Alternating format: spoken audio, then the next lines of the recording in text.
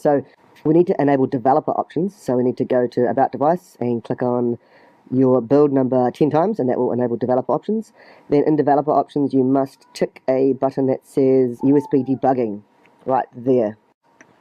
Then we got to plug it in, and as soon as you plug it in, your laptop, your PC, will start to detect your system, and it's probably going to install some drivers, some Sony drivers. If it doesn't, you must make sure it does that. Download some Sony drivers from the Sony website, and then once you've done that, go to the link that says vRoot, and you can download an app called vRoot. Right, so as you can see, it says it can't find the drivers, so I'm going to search the internet for them, and that'll be all good. So let me just fast forward this, because it's got to install them, and navigate to the website. I'll put a link in the description to that. Then click on this green button. Now this is all in Mandarin or Cantonese. So click on that button, it'll download. See bottom left corner, it's downloading. The drivers are still downloading as well. Let me just fast forward this a little bit. Okay, so it's downloaded, I've installed it, and vRoot will open because I've set it to, and now it's going to detect what device I'm running, my Xperia Z Ultra.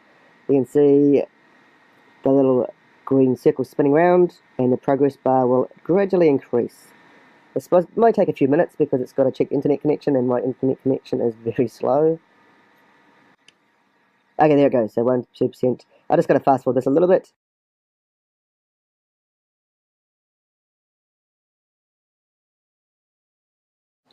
Okay, so you can see on the left hand side it says C6833, which is my device. Now if we navigate to the bottom right, we can see the button called root. Let's click that. And it may take up to a minute, it may take even more. There you go, it says it's done, and my device is rebooting. Let me just pop this up beside the screen, and you can see my Sony logo. There you go, so it's rebooted itself. Don't worry, it will do it itself. If it doesn't, unplug it, plug it back into your laptop, wait for it to detect itself, and click root. Just try it a few times, and it definitely will work. Okay, so now my device is booted up. Let me just unlock it and show you my app drawer, and you can see there is the Chinese version.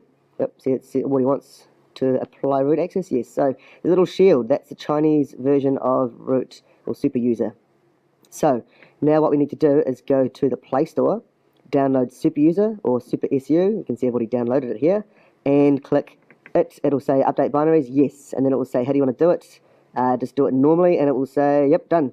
You have root access. Now we have two versions of super user, a Chinese version and an English version. What we need to do now is uninstall the Chinese version. So we click it back into our device. Let me just plug it back in now, and then it'll yep, so it's detected my device. Let me just cancel that. Now next to that green button we clicked, that was called root, another white button will appear. There you go, a white button that says unroot.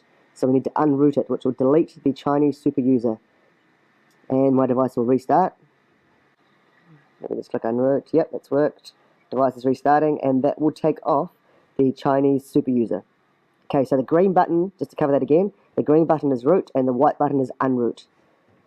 So once my device is rebooted, there will be no Chinese version on there. So what we need to do is just make sure that the binaries have been updated. So let's do it again.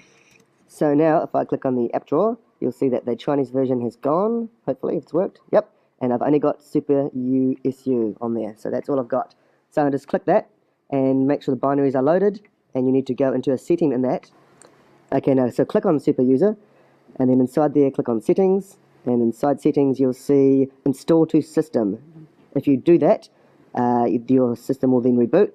If it doesn't, just reboot it itself, and that will be it. You now have permanent root access on your device.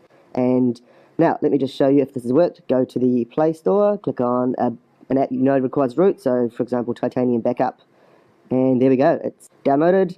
We'll click on it, open it up, and it would immediately say it requires root access. Do you want to allow? And that's it, you're done. So that's how to root your Xperia Z SU. Reasonably easy to do, but it does require quite a few things. It's quite fiddly. Anyway, so I hope that's helped you. This has been Kiwi Tech. Stay tuned for more videos on